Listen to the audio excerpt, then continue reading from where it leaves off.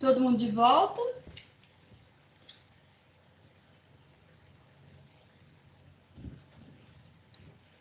Pessoal? Eu tô aqui. Tá?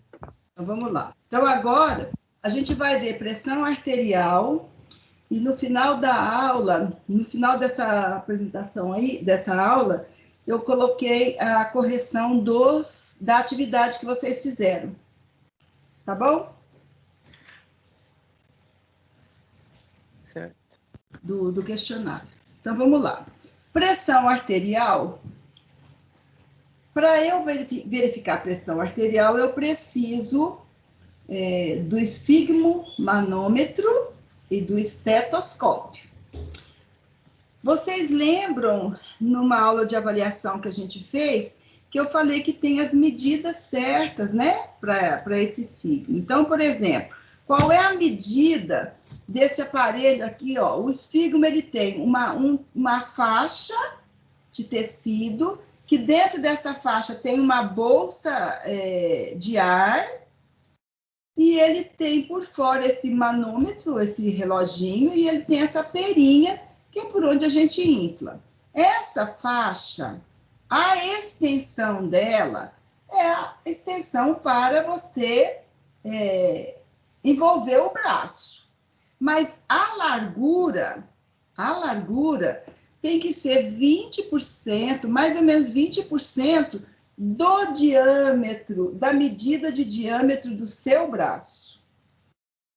Por isso que se é criança, ele é mais estreito, bebezinho, ele é bem pequeno. Se é obeso, além da faixa ser mais comprida, ela também é mais larga, porque o diâmetro do braço da pessoa também vai ser muito grande. A gente viu que o esteto, ele tem as duas ogivas lá, que a gente coloca na orelha, tem as duas hastes, o extensor, e ele tem a campânula, que é o que a gente vai apoiar para verificar a pressão. Então, o que é a pressão arterial? É a força com que o sangue bate na parede da artéria, quando o coração bombeia. Então, a força que o coração bombeia o sangue para dentro da aorta, essa pressão, ela vai percorrer o corpo, né? Então, essa força dessa pressão, ela é mais alta, lógico, lá no coração, porque é ele que está batendo lá na artéria. Então, o coração, quando comprime para expulsar o sangue do ventrículo, ele dá a nota da pressão da gente. Então, a força... Oi. Eu ia perguntar, mas acabei caindo e voltei agora. Como que a gente calcula na prática essa porcentagem de colocar o esfigmomamômetro no braço da pessoa? Não é. Você tem que... Quando você está no hospital, você tem que ter todas as medidas. Se você é só clínica de adulto, você tem que ter o esteto de adulto, o de adolescente, porque às vezes chega pessoas adolescentes com tamanho de adulto, e no carro de emergência, com certeza, você vai ter que ter um dia de infantil, porque o carro ele precisa socorrer qualquer pessoa. Mas o que acontece? Eu vou receber um obeso, eu tenho cama de obeso, eu tenho aparelho de pressão de obeso, porque essa medida, por exemplo, uma pessoa com o meu tamanho, por exemplo, eu tenho uma medida, acho que de 25, aqui, ó, no braço. 25 ou 30, não sei, no braço. Quando a pessoa é muito magrinha, é muito menor. Então, 20% desse tem que ser a largura do coisa. Não é 25, não, acho que o meu braço é maior que isso. Mas criança, por exemplo, deve ter uns 23, 25 centímetros. Então, o aparelho de pressão de criança tem uma largura que é mais ou menos 20%. O aparelho já é comprado para bebê, para criança, para adolescente, para adulto e para obeso. Ele tem padrão, ele tem uma faixa padrão. Ele tem de 12 centímetros, ele tem de acho, 14 centímetros. O tamanho já é padrão. Agora, você não adianta você pegar um aparelho de adulto e querer medir a pressão de um adolescente de tamanho de adolescente. Imagina um adolescente de 13 anos, que não é um grandão, porque hoje já tem adolescente de 13 anos que está maior do que a gente. Mas imagina que ele não seja esse tamanho assim. O aparelho de pressão não vai dar a pressão real dele, porque é muito maior do que o braço dele. Agora, tem o outro lado, que tem os adolescentes super grandes, tamanho de adulto, que você consegue medir. Agora, pega uma criança de 7 anos e põe um aparelho de adulto no braço dele. Ocupa o braço inteiro, você não consegue nem ter o espaço de verificação da artéria.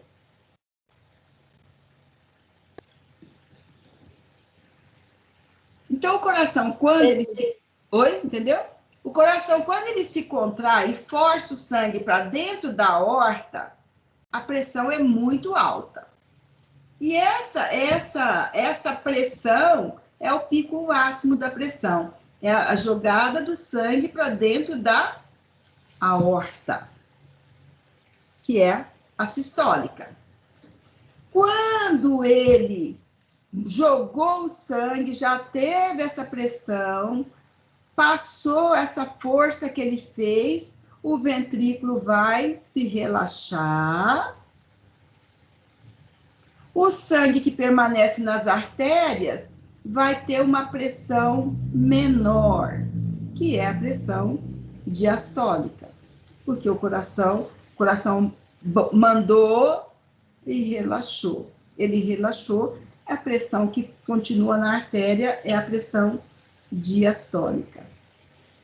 Deu para entender? Não. Então, a diastólica é no momento que o coração relaxa. Sim ou não? Sim.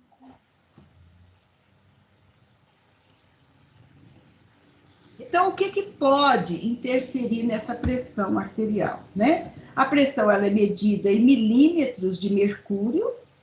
E o que pode interferir nessa pressão? Idade. A gente acha que pressão alta é coisa de idoso, mas pode ter gente jovem com alteração de pressão. Mas é mais comum no idoso por N motivos, pelo envelhecimento normal de artérias, pelo envelhecimento, pelas comorbidades que ele vai adquirindo.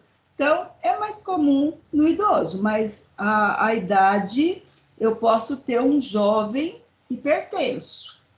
Estresse. Estresse altera, a gente viu que altera todos os parâmetros vitais e com a pressão arterial não é diferente, né? Porque o teu organismo passa a tentar compensar aquele desgaste que você está. Raça. Hipertensão é tido como uma predominância maior na raça negra.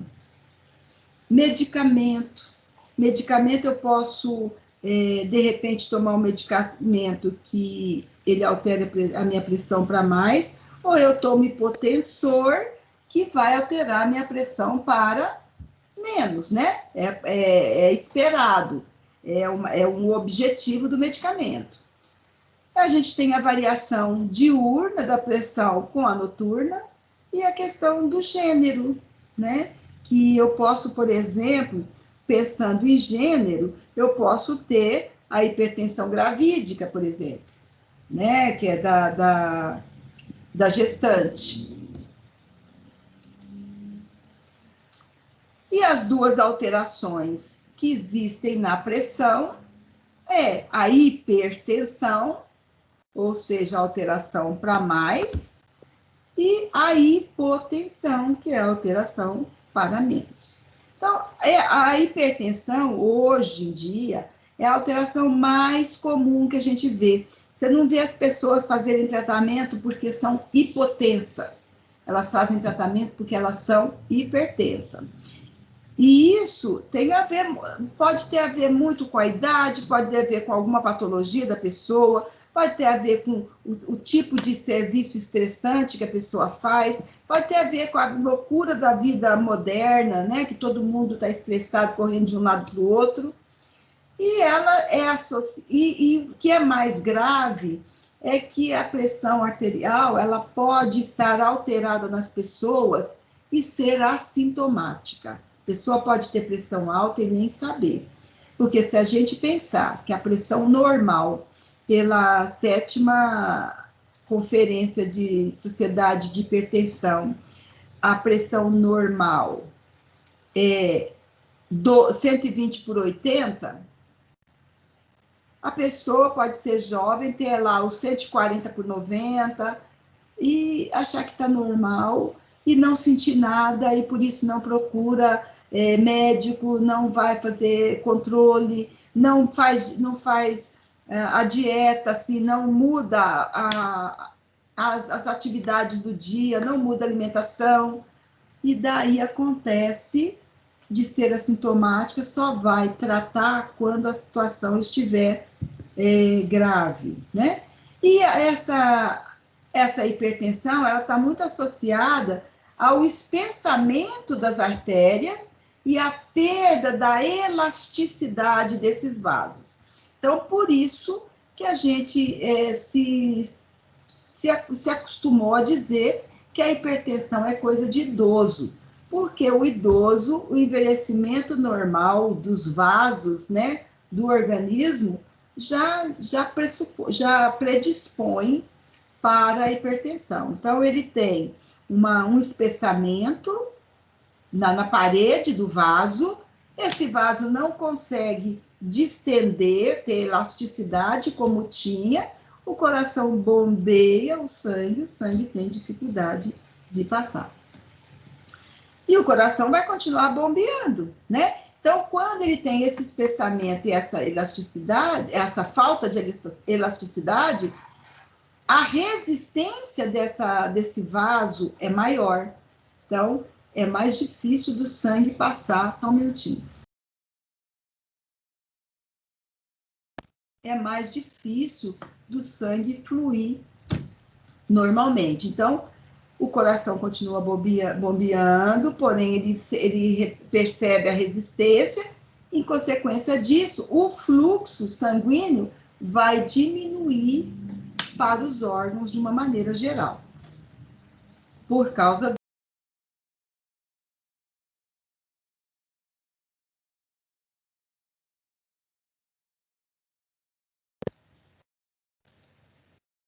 eu coloquei aqui alguns fatores de risco para hipertensão. Hereditariedade, né? História familiar. Como é que é essa família? Ele tem ascendência de pessoas com história de hipertensão, história de doença vascular, porque às vezes a hipertensão é secundária à doença vascular. Obesidade, a gente viu que a obesidade mórbida, ela pode prejudicar, dificulta todo o componente orgânico, dificulta a respiração, vai alterar a pressão arterial. O estresse, né, essa vida agitada, ou essas pessoas que trabalham tendo que bater meta constantemente, esse pessoal olha, gente, pessoal de programa que tem que ficar batendo Ibope, tem que vencer Ibope todo dia, trabalha o tempo todo no fio de alta tensão. A área da saúde que trabalha com esse binômio vida-morte, né? Não pode errar, porque se erra, tudo isso gera estresse. Tudo isso pode alterar a nossa pressão arterial. Uma alimentação não saudável, né? Lembrando que quando a gente não tem uma alimentação saudável, a gente também tem uma propensão a ter altos níveis de colesterol, principalmente o colesterol ruim. O excesso de sal na comida, né? O sódio é prejudicial para o nosso organismo quando ele está em quantidade irregular. A gente não pode A gente precisa comer com menos sal possível, e hoje em dia as pessoas são viciadas em Coca-Cola, e a gente, quando vai no mercado, a gente precisa escolher produtos com menor teor de sódio. Então, quantos de nós fazemos isso, de chegar no supermercado, quer comprar uma bolacha, e vai comparar, até o pão de forma, vai comparar o pão, qual deles que tem o menor teor de sódio, e do jeito que a gente consome essas coisas, acaba fazendo um pico muito grande no nosso organismo. O uso de fumo, né? O tabaco, a hipertensão tem um fator proporcional com o uso de tabaco, que existem doenças que são causadas pelo fumo, doenças vasculares que são causadas pelo fumo. O uso de álcool, né? O uso de álcool que prejudica, que aumenta a predisposição para a hipertensão. E como eu disse para vocês, no caso da raça, a incidência maior de hipertensão está nos negros e nos idosos. Os negros eu não saberia dizer, o idoso dá para entender bem, porque tudo envelhece, todo o organismo envelhecendo, vai enrijecendo, vai perdendo elasticidade, os vasos vão ficando espessos, engrossados, né? A parede espessa e sem elasticidade, a dificuldade do sangue passar acaba gerando a hipertensão.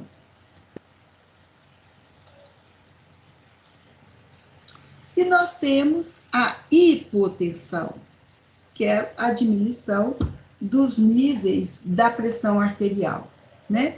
Que já é o contrário da hipertensão. Ela ocorre pela dilatação das veias, né? Ou por grande quantidade de perda sanguínea, uma hemorragia, por exemplo, ou por falência do músculo cardíaco, ele tem dificuldade em bombear o sangue. Isso acontece, por exemplo, na insuficiência cardíaca, né? Que ele tem dificuldade de bombear, por isso que as pessoas que têm insuficiência cardíaca tomam remédio para dar força para o músculo cardíaco bombear o sangue de forma adequada para o organismo inteiro.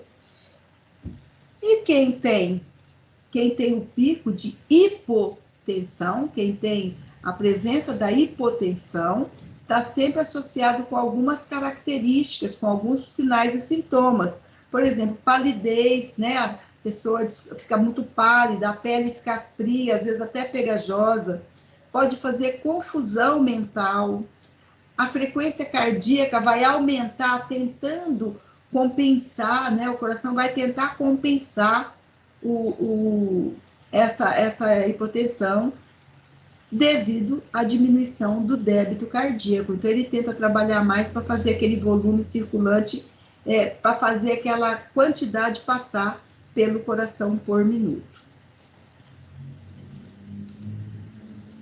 Então, aqui, ó, como eu falei para vocês, pela 7ª conferência de hipertensão, da Sociedade de Hipertensão, considera-se normal menor ou igual 120 de PA sistólica, igual ou menor que 80 a PA diastólica. Então, máxima menor ou igual 120 e mínima menor ou igual 80.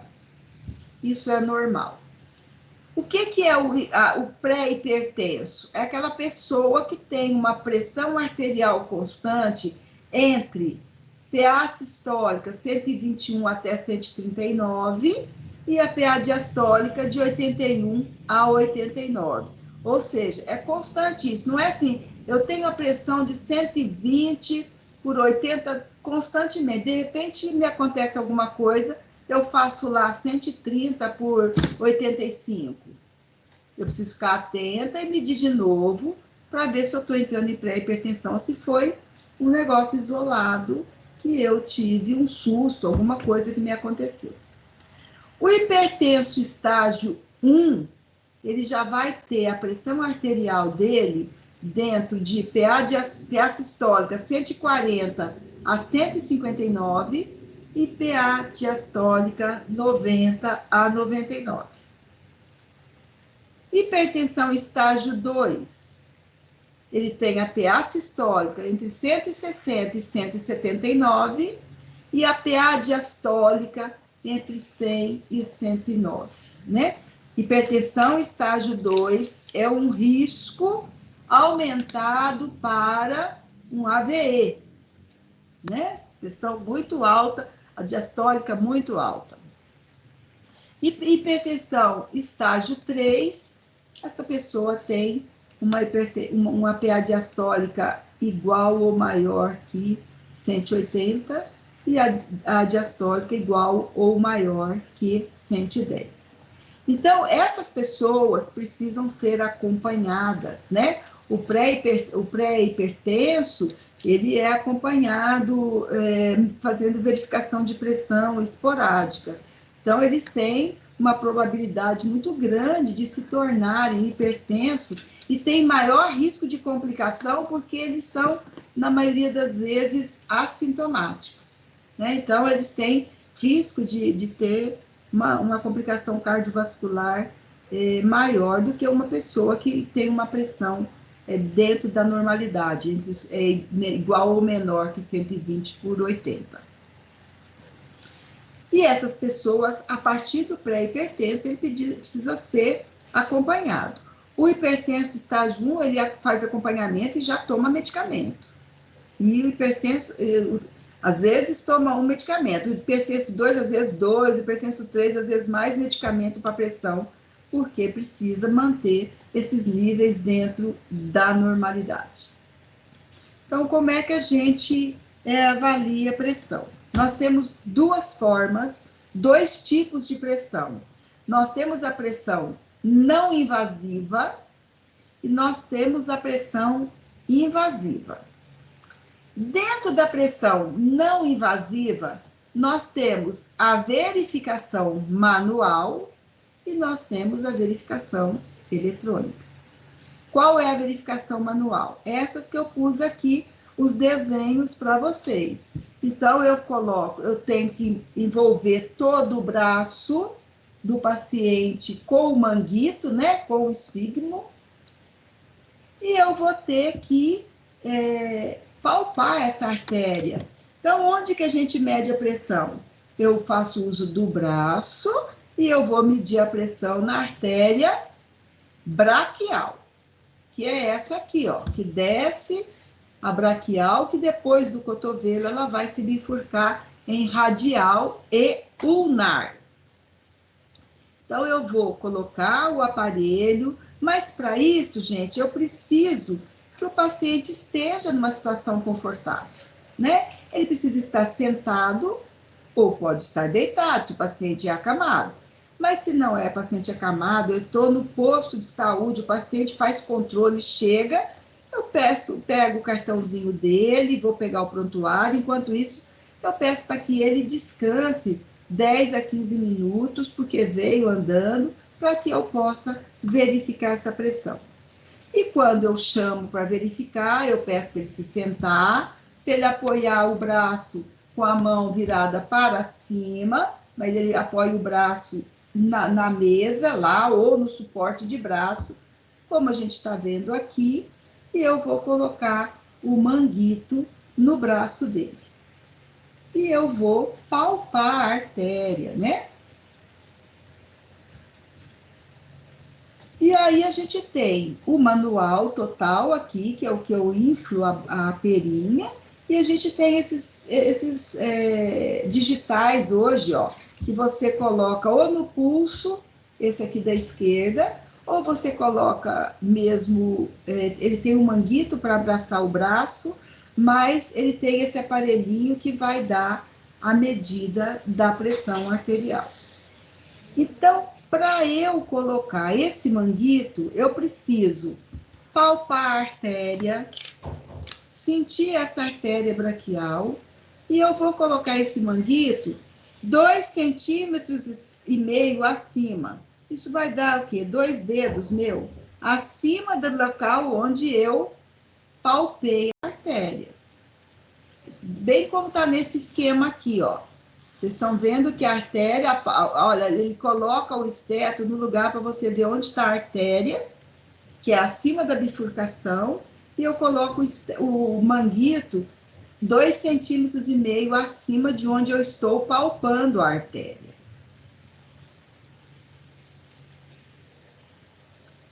E existe uma coisa que é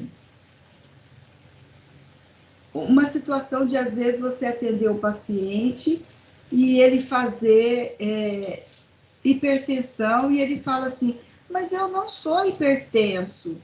E aí tem uma coisa que eles chamam de hipertensão do avental branco. Às vezes a pessoa, pelo desconforto de saber que está no médico ou está na enfermagem, tem a hipertensão do avental branco, né? E aí tem as 4 categorias que a Sociedade de Hipertensão considera. Eu pus isso aqui mais para curiosidade, porque um é a hipertensão do avental branco, que a pessoa se verifica longe de médico, ela não tem problema, mas quando está no médico a pressão sobe. Tem a hipertensão não controlada ou a hipertensão controlada. E tem a hipertensão que às vezes mascara, né? Você acha que está controlada, e no momento ela está, você mede, por isso que tem que medir várias vezes no dia. No momento você mede de manhã, está boa, quando é depois do almoço ela está muito alta. E o acompanhamento são de 2 formas. Esse hipertenso do avental branco ou não hipertenso, ele pode ser controlado ambulatorialmente, né? E tem o tal do mapa, ele controla a pressão na casa dele, e tem o tal do mapa, que é a monitorização ambulatorial da pressão arterial, que é o Holter de 24 horas, que quando a pessoa tem uma hipertensão severa, ela precisa fazer um mapa para verificar durante 24 horas em qual é o momento que essa pressão altera ou que momento ela diminui, né? Aí você anota todas as atividades que você faz enquanto você está com o Holter, e o médico vai ler, e aquilo vai ficar registrado no aparelhinho, que depois ele liga no computador, transfere tudo para o computador, isso vai dar lá umas 8, 10 páginas, e ele vai ver o que é que acontece, em que momento que acontece a hipertensão, ou que acontece, dá para ver também, gente, a arritmia, né? No momento que o coração faz uma arritmia.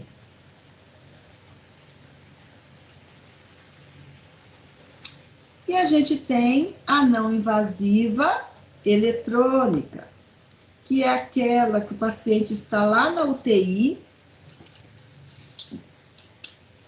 e ele é conectado, ele é conectado a um monitor multiparamétrico, e o equipamento é esse, é um manguito, que vocês estão vendo aqui no desenho do monitor, tem um manguito lá, todas as extensões, os cabos de ECG,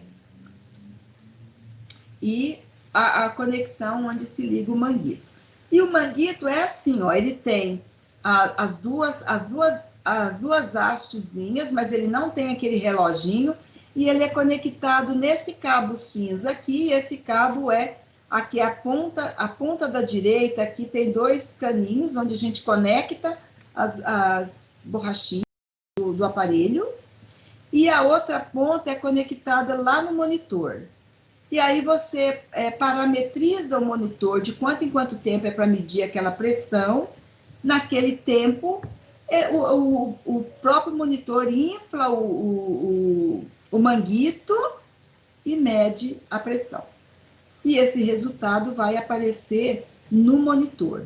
Então, por isso que na UTI, o pessoal não fica andando com o aparelho de pressão para lá para cá, o paciente fica conectado. Então, ele fica monitorizado cardiologicamente, né, que são essas pontinhas coloridas que vocês estão vendo aqui, com eletrodo.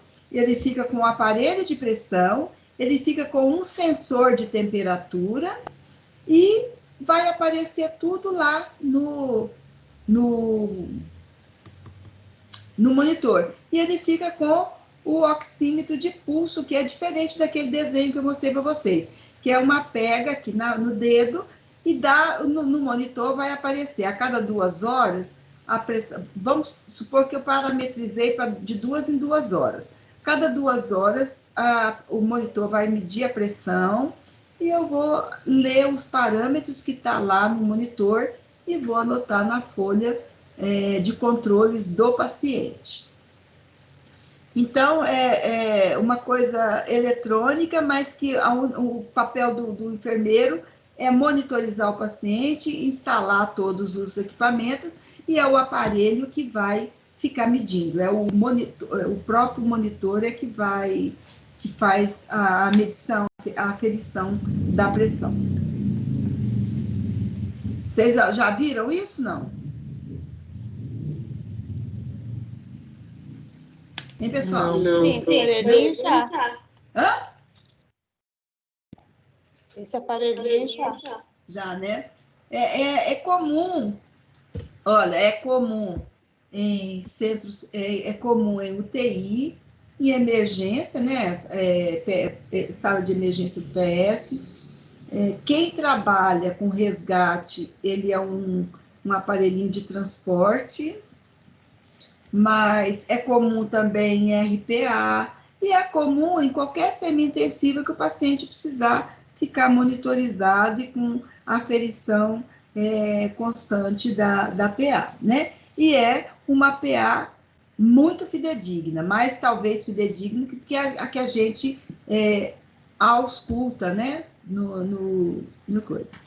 E aí, pensando na pressão, que a gente vai ver a técnica, eu quero ver se vocês lembram de um negócio. Então, o aparelho vai aparecer assim para vocês, ó. Essas pontas coloridas são as pontas do monitor, né, do eletrocardio, né, da monitorização cardíaca.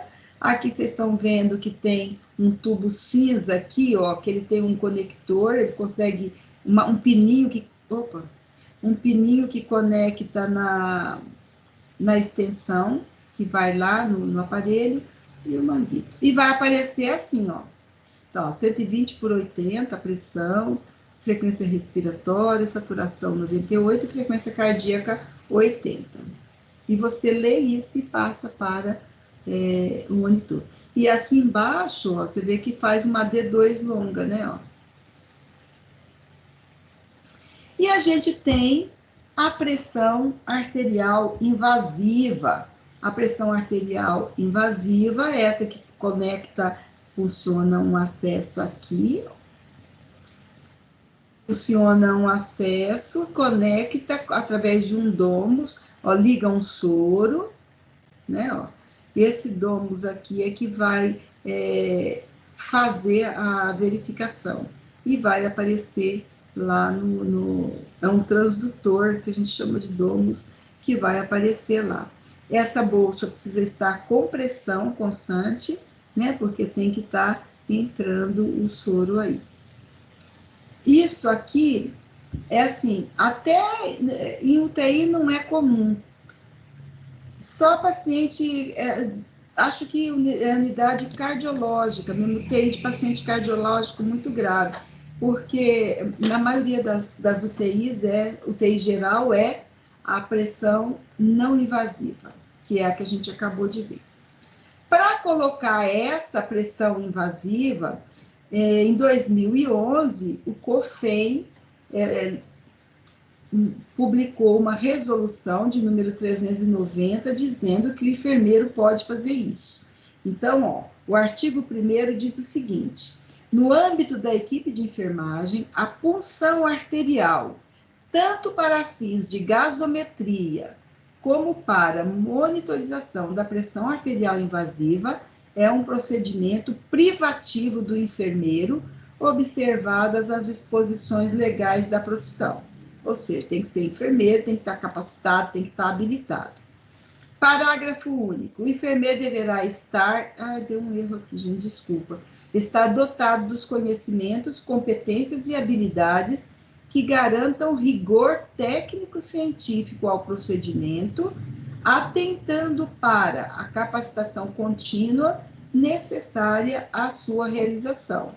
Então, assim, antigamente, quando eu me formei, a gente não podia funcionar a artéria para a pressão arterial invasiva.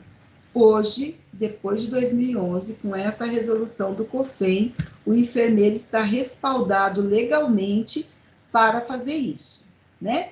Desde que ele tenha a habilidade, o conhecimento da punção arterial e da instalação de todo o processo da PA invasiva. Nós vamos, a nível, vocês, né, e eu com a pessoa da manhã, a nível de laboratório, a gente vai aprender a verificar a pressão arterial não invasiva na técnica manual. A técnica do eletrônico, a gente não tem monitor multiparamétrico para fazer, né? Vocês vão ver isso quando for para estágio em hospital. Então, como é que a gente faz a nossa aferição de pressão arterial da técnica manual? Primeiro, eu preciso escolher um local, um braço, um membro do paciente que esteja, de preferência, livre de catéter venoso. Por quê? Eu preciso colocar o aparelho, se eu for colocar o aparelho num membro que está recebendo soro, a hora que eu inflar a perinha e apertar, eu vou fazer voltar sangue para o braço, ou vou explodir o acesso, né? A pressão vai ser maior do que a pressão do soro que está descendo, eu posso causar um acidente. Então, eu preciso escolher um membro que esteja sem acesso venoso. Lembrando que eu não sei se vocês já ouviram falar, mas quando a gente está cuidando de pacientes do sexo feminino, se ela tiver feito mastectomia, eu não posso verificar a pressão no braço daquele lado que foi feita a mastectomia. Se eu estou cuidando de paciente com paciente renal crônico, que tem aquele shunt venoso para fazer hemodiálise, esse braço também eu não posso verificar a pressão arterial nele. Então, eu tenho que escolher um outro braço. Aí, vocês me perguntam, e se a pessoa tiver feito mastectomia bilateral? Eu vou precisar, talvez, verificar na perna. Tá certo? Eu preciso, como eu falei para vocês, manter o paciente numa posição confortável, pelo menos, no mínimo, 5 minutos, no mínimo. O ideal é entre 10 e 15 minutos para quem veio andando da rua. Para quem está no hospital e, de repente, só foi no banheiro, ou só foi assistir televisão, andou pouquinho, pelo menos 5 minutos, sentadinho, para que você possa verificar a pressão dele. Eu preciso higienizar o estetoscópio, né? E existe hoje já manguitos que são possíveis de você passar o algodão com álcool 70% também.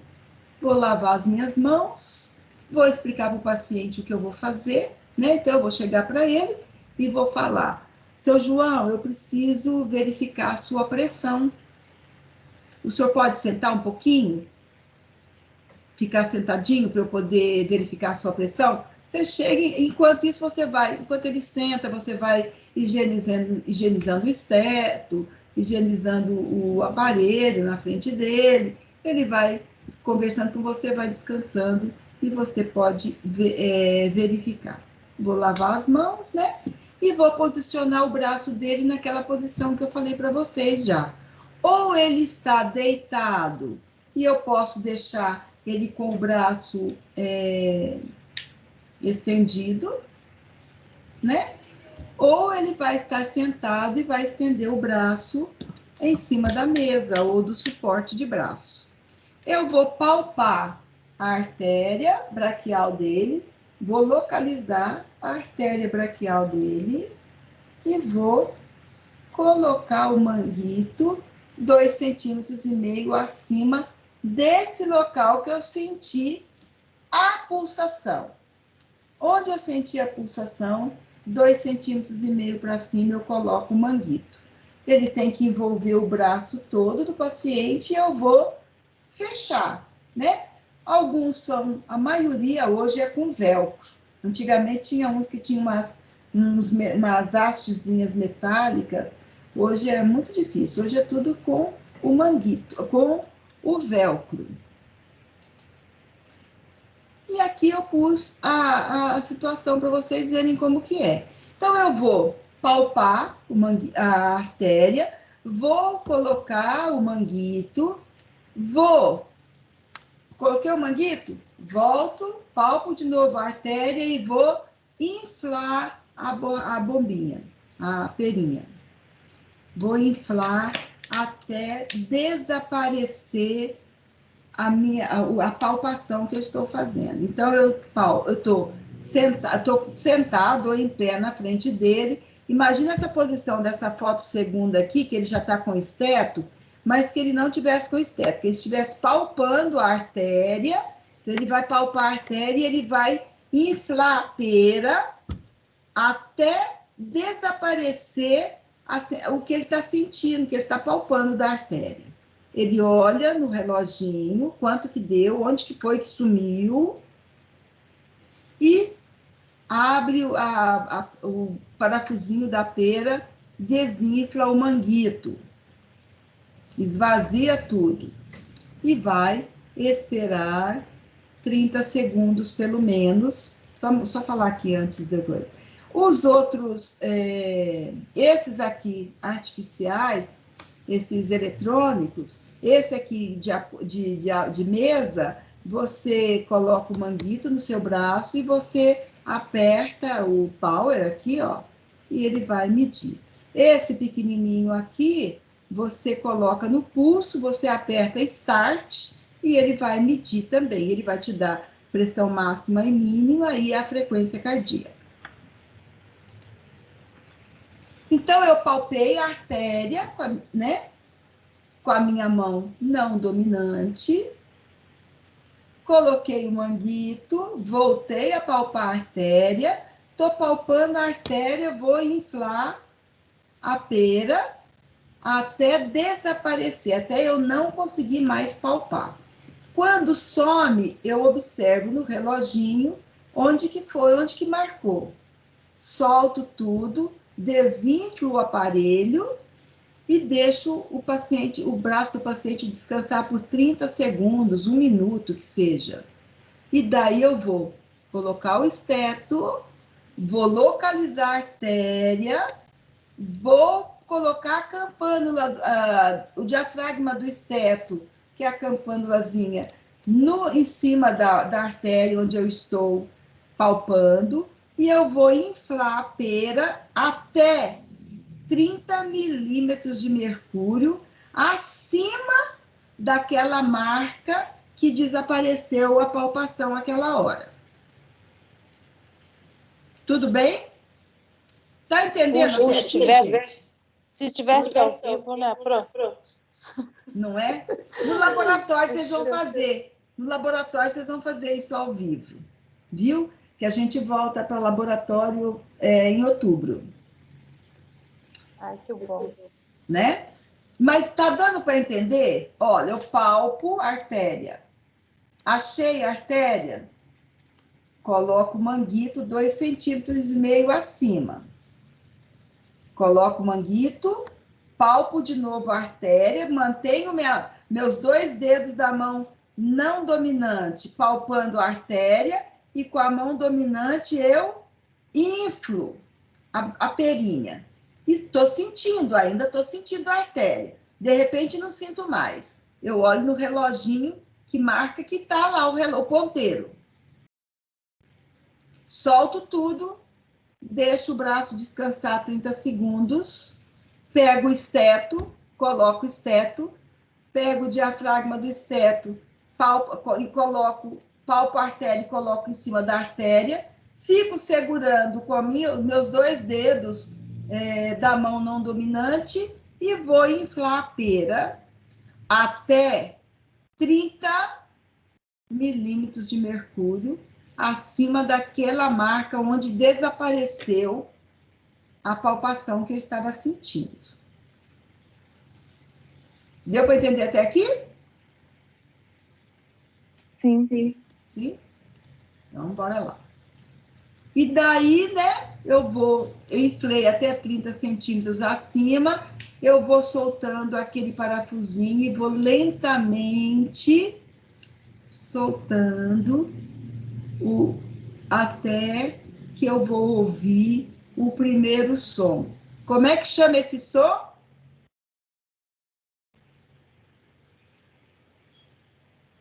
Como é que chama esse som que eu ouço? Vocês lembram do nome do homem?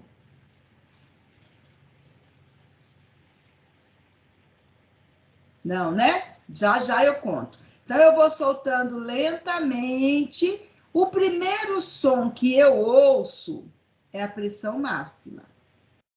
Aí eu continuo soltando lentamente, lentamente, até o último que eu escutar.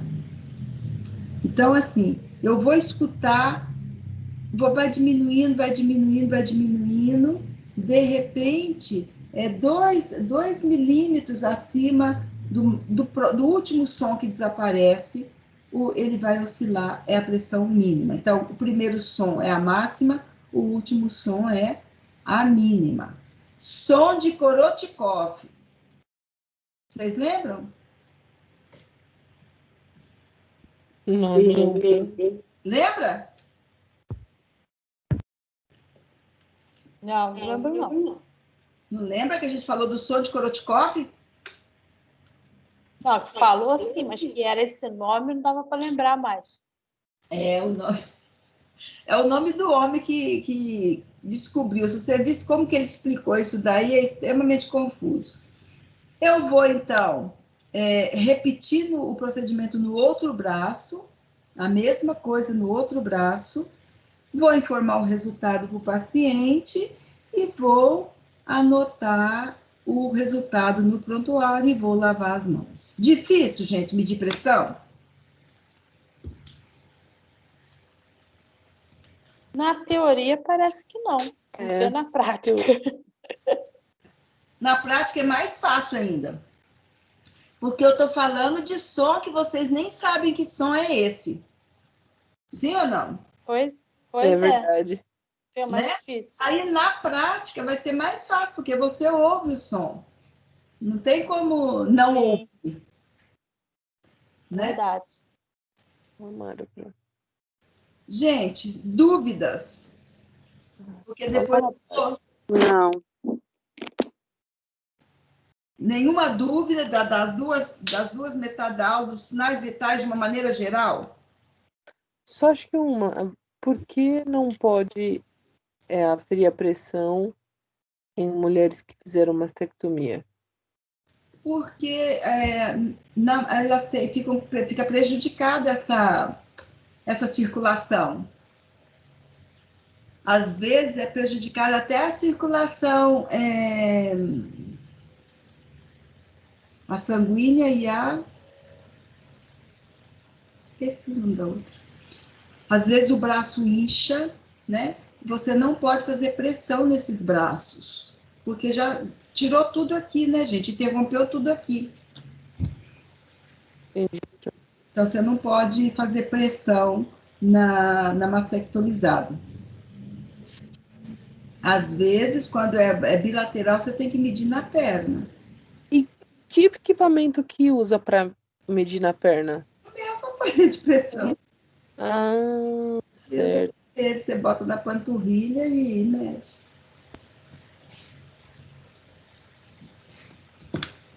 Dúvidas? Não? Olha, até aqui vai ser a prova de vocês. Até essa aula de hoje vai a prova de vocês, que vai ser na próxima aula, né? Próxima? Hoje é 28. Dia 2, próxima aula, dia 5. Semana que vem já. Próxima segunda já é prova. Já é prova. Vai até a aula de hoje. Tá bom? Certo. Então, vamos corrigir o questionário que vocês fizeram. Então, bora lá. Eram 5 questões que eu achei que estavam muito fáceis e que teve gente que teve dificuldade com o questionário. Poucas pessoas, mas tiveram alguma dúvida com o questionário. Então, a primeira questão era: no contexto da área da saúde, o ser humano deve ser visto em sua totalidade e globalidade. O termo holos significa inteiro ou todo. A enfermagem, em suas atividades profissionais, precisa visar o ser humano enquanto um indivíduo único, necessitando de atenção. Aí vão aparecer 3 lacunas, que a resposta estaria lá embaixo. Então, a visão, nós estamos falando de holos. A visão, o que seria? Holística. Holística, né? A visão holística reforça essa forma de ver o outro, considerando, então, que o paciente deve ser visto de uma maneira total. Total. A gente acabou de falar ali em cima que tem que ver como um inteiro ou um todo. Maneira total. Não só seu problema, analisando também os seus aspectos emocionais, que são considerados parte do problema apresentado. Tá tudo lá em cima, gente. Ó, o termo holo significa inteiro ou todo. A enfermagem precisa visar o ser humano enquanto indivíduo único, necessitando de atenção. Aí teve gente que respondeu holística parcial e emocionais, e holística total e religiosa. Em nenhum momento, durante as nossas aulas, a gente falou sobre religião. A única coisa que eu disse é que nas necessidades humanas básicas, a parte religiosa é parte importante da vida do paciente. Tem paciente que não, mas tem paciente que tem uma rotina religiosa semanal e que o enfermeiro precisa estar atento para poder sanar essa necessidade do paciente. Mas a gente não falou nada de entrar em coisas religiosas, que eu me lembre, né? Então, a resposta é holística, total e emocionais. O que foi dito sobre religião é o respeito que a gente tem que ter a todas as religiões, né? A todas as crenças, Todas as crenças. E que também, Rosane, tem pessoas que foram batizadas, por exemplo, na Igreja Católica, fala que são católicos, mas que não têm essa preocupação de ter esse contato semanal. Tem outras pessoas que têm esse contato semanal e quando vai para o hospital e fica muito tempo, quer ir na capela lá, ou é evangélico, quer receber o pastor. Isso a gente conversou bastante nas necessidades humanas básicas, que a gente precisa, enquanto enfermeira, estar atento a isso e poder viabilizar essa possibilidade. Foi né? A única coisa que a gente... Até por isso tem o trabalho de capelania, né, nos hospitais, né, para tanto o protestante como o catolicismo. E que antes, os hospitais católicos, ele tinha uma capela católica, e hoje não, ele tem uma capela ecumênica, que serve para qualquer religião, qualquer credo, né? Mas, às vezes, o paciente para ir até a capela, ele precisa da ajuda da enfermagem. Ele não pode circular pelo hospital sozinho. E o enfermeiro precisa possibilitar essa situação. dele se deslocar até a capela, né? Disponibilizar alguém que possa acompanhá-lo até a capela. O segundo, quem quer ler para mim aí, por favor? Quem pode ler? Vamos lá, então.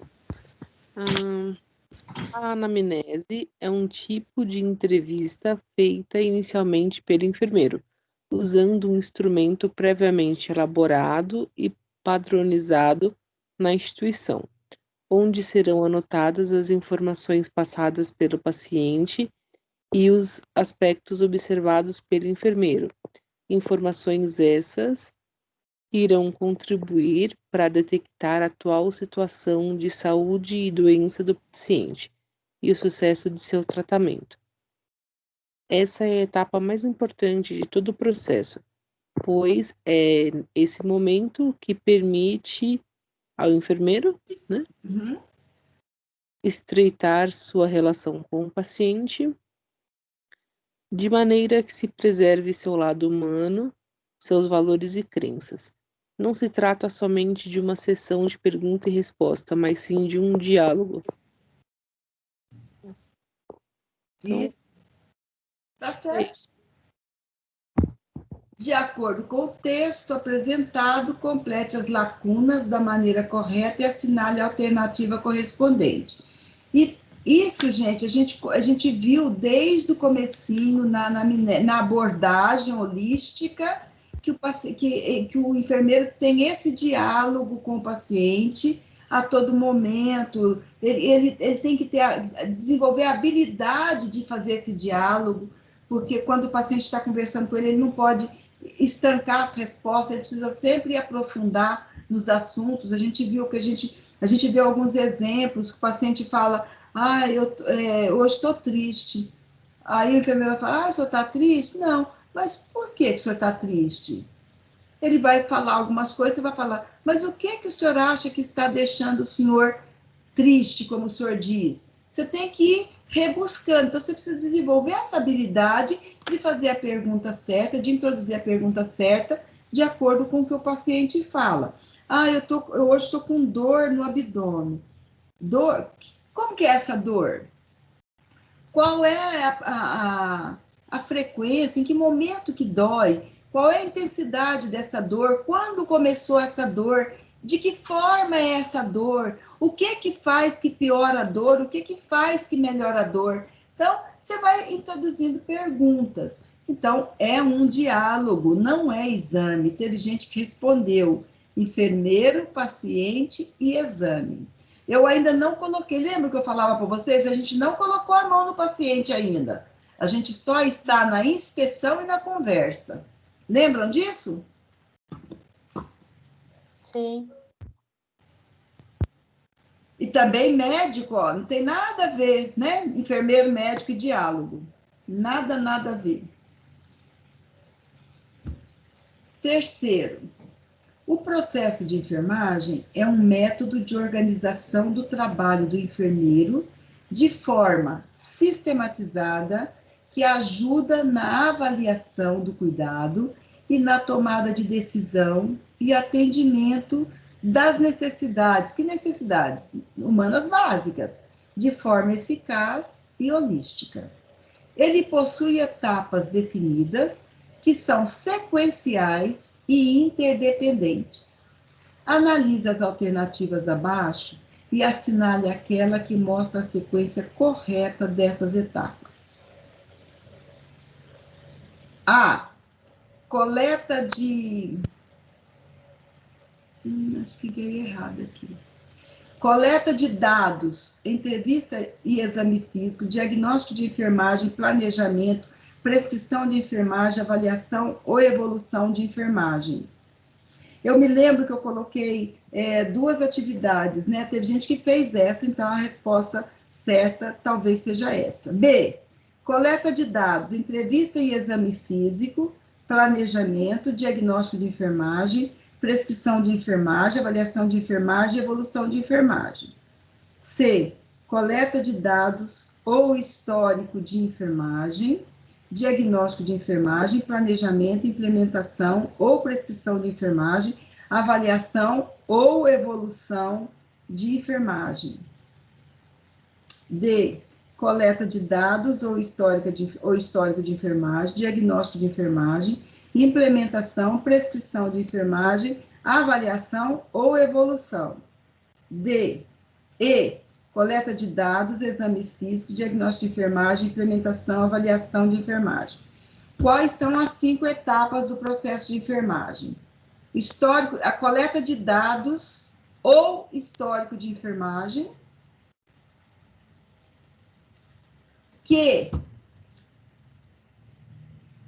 ou quando eu falo histórico de enfermagem, eu estou dizendo que eu tenho a entrevista e o exame físico. Diagnóstico de enfermagem, planejamento, implementação, que é a prescrição, avaliação ou evolução. Então, qual que é a resposta certa aí?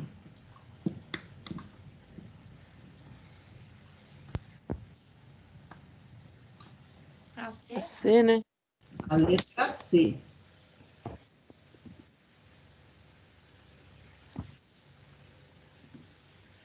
Tudo bem?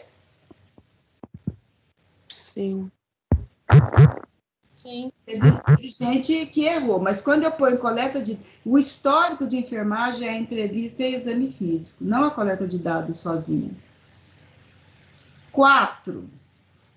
O enfermeiro, ao realizar a anamnese do paciente, ele colhe informações, não só do momento presente, mas também do perfil e hábitos de vida do paciente, bem como dos padrões funcionais do organismo. Lógico, quando você está fazendo essa anamnese do paciente, ele está te contando a história de por que ele veio agora, mas associado a isso, você vai fazer uma série de perguntas sobre os padrões funcionais dele, de alimentação, eliminação, sono, repouso. Lembram do histórico, né?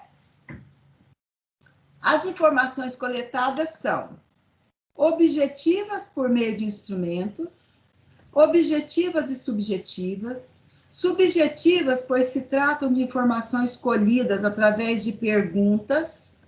D, escapou aqui, todas estão corretas, e E, nenhuma das anteriores. O que vocês acham? A B. Oi? A B. Bola. B. Muito bem, Fernanda. É objetivo e subjetivo. Lembram que eu falei para vocês que as informações que a gente coleta, elas podem ser de ordem direta ou indireta. Direta, eu estou coletando diretamente com o paciente. Indireto, eu coleto a família que me traz uma informação, ou eu coleto do prontuário, ou eu coleto de um resultado de exame. E essas informações, elas são objetivas e subjetivas. Subjetiva, tudo aquilo que o paciente me conta, que eu não tenho como verificar, como medir, como confirmar, são informações subjetivas. Tudo aquilo que eu consigo verificar, medir ou observar é objetivo, né? Eu me lembro que eu dei um exemplo para vocês, por exemplo, que o paciente chega para mim e fala assim, eu me apresento e pergunto, bom dia, seu João, por que o senhor veio nos procurar hoje? Porque eu estou com febre. Isso é objetivo ou subjetivo?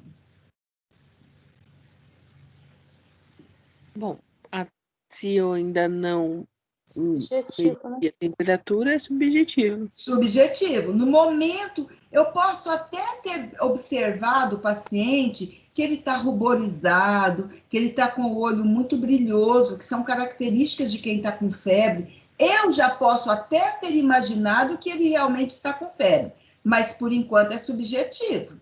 Eu preciso medir para se tornar objetivo. Ele fala assim para mim, eu vim aqui hoje porque eu estou tendo muita dor na perna. Eu vou fazer todas aquelas perguntas, mas todas as respostas que ele me der ainda são subjetivas. E daí eu vou aplicar a escala de dor. No momento em que eu aplicar a escala de dor e que ele pontuar para mim um valor para essa dor se torna objetiva. Sim ou não? Acho que não, porque para ver qual a dor, vai ter que fazer exame, talvez de imagem, raio-x, dependendo de onde está vindo a dor. Então... Não, dor, Fernanda, não aparece no raio-x, não. É verdade. Né? Dor é uma coisa que cada um tem um limiar de dor e cada um tem uma tolerância para a dor. E a gente precisa entender, enquanto enfermeiro, a gente vai ver isso na aula de dor, a gente precisa entender a verbalização que esses pacientes fazem de dor. Porque eles têm várias formas de informar a dor. Então, assim, é dor empontada, eles falam dor enfisgada, né? Dor empontada, dor em pressão, dor em queimação. Então, eu preciso entender as nomenclaturas de dor, mas a informação que ele passa para mim, que ele está com dor, é subjetivo.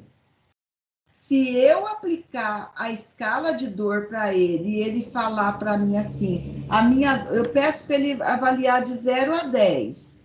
E daí ele fala para mim assim, a minha dor está em 8. A nota que eu dou é em 8. Ele pode até não aparentar estar com toda essa dor, mas eu tenho que acreditar que ele está com essa dor num grau 8 e que é uma dor muito forte. Isso se torna mais objetivo. Sim ou não? Sim. Eu tenho um valor de dor. Então, eu tenho informações objetivas e subjetivas. Então, isso, gente, vocês precisam ter isso, isso precisa ser gravado mesmo. Eu preciso entender que quando eu estou avaliando o paciente, eu vou captar informações subjetivas e objetivas. O último, que é o quinto, na perspectiva da política nacional de humanização do Sistema Único de Saúde, o Humaniza-SUS, instituída pelo Ministério da Saúde em 2003, humanização na saúde significa avançar nos princípios do SUS de acesso, atenção prioritária nas ações curativas e igualdade na gestão, uso nos recursos segundo as necessidades de doença da população brasileira. Dentro da política da humanização, tem um lugar que fala também de recurso, fala de ambiência, fala de recurso, mas o significado que eles quiseram, que eles elaboraram, a Política Nacional da Humanização não é recurso.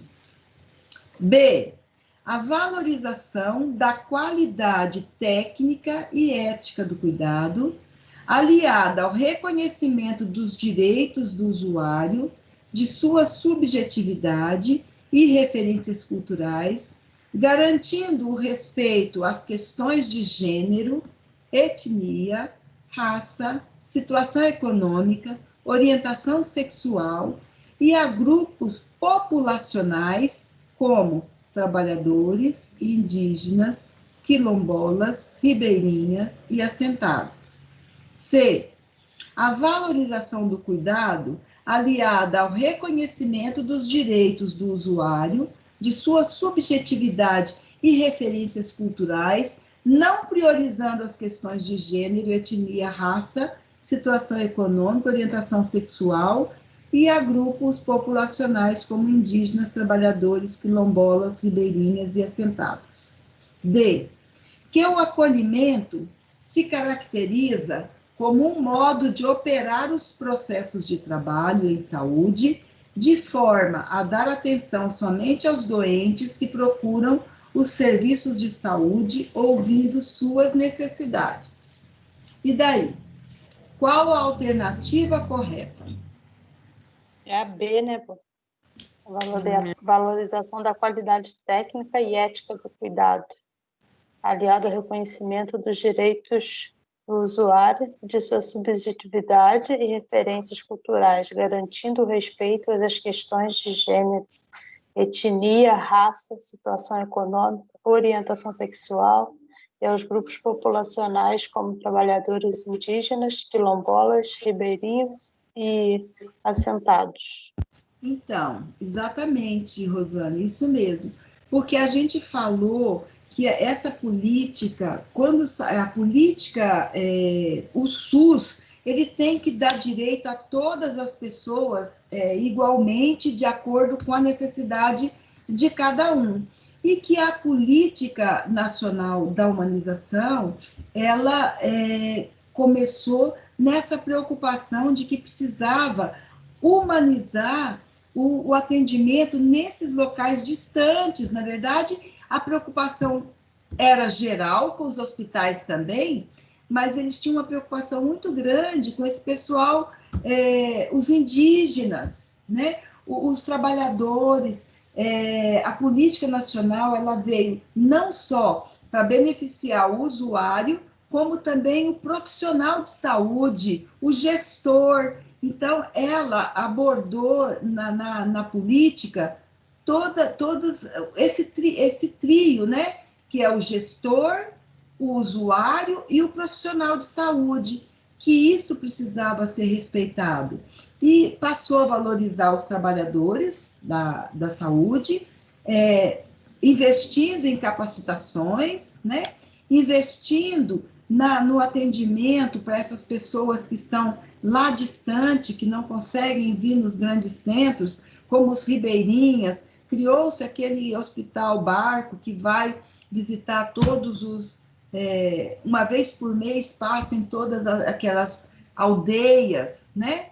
Os quilombolas, as pessoas indígenas. Foi daí também que depois que surgiu, que desenvolveu a política de atendimento ao indígena, né?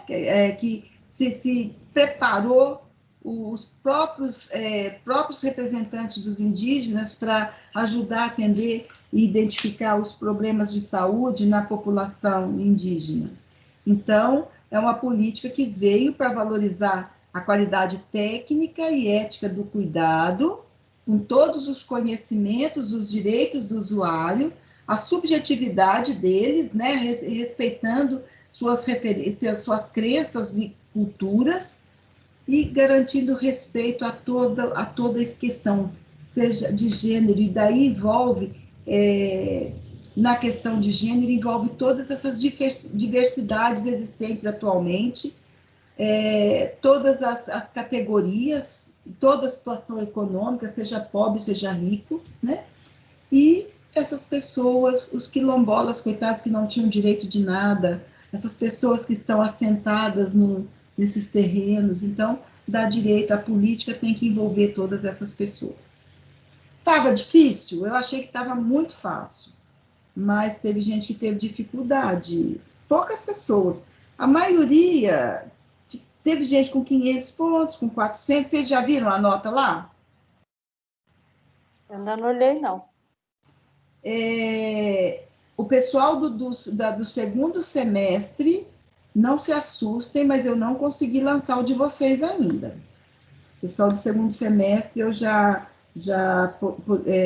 posicionei para a professora Sônia, que a lista de frequência de lançamento de ponto de vocês não subiu para mim ainda. Então, eu estou com as notas, assim que subir, eu lanço as notas. Tudo bem? Dúvidas, pessoal? Tudo bem, pô. Dúvidas, que nós temos 10 minutos para vocês tirarem as dúvidas, seja de hoje, seja das outras aulas, porque na próxima já é a prova, que serão 10 questões de múltipla escolha. Mas eu vou de novo falar uma coisa que eu acho que eu já falei para vocês. Leiam as alternativas até o final. Quando a gente tem uma prova de alternativa, às vezes tem várias alternativas que se parecem, mas correta é uma só. Exatamente, é aí que a gente peca. Isso, é verdade. Aí confunde. Então precisa ir com tranquilidade e ler as alternativas até o final. Porque, às vezes, ó, se você observar, a letra C é muito parecida com a letra B, só que ela tem o não, uma palavrinha não, que derrubou. Verdade. Ela é igualzinha, tirando esse não, ela é igualzinha a B, só que tem a palavrinha não. Outra coisa que eu acho que é uma sugestão que vocês observem, é que às vezes está pedindo a alternativa correta e às vezes está pedindo a alternativa incorreta. Que é outra coisa que às vezes gera o pessoal na pressa, lê correta no lugar de incorreta e marca a alternativa errada. Tirando disso, é a matéria que a gente viu até hoje. Sim?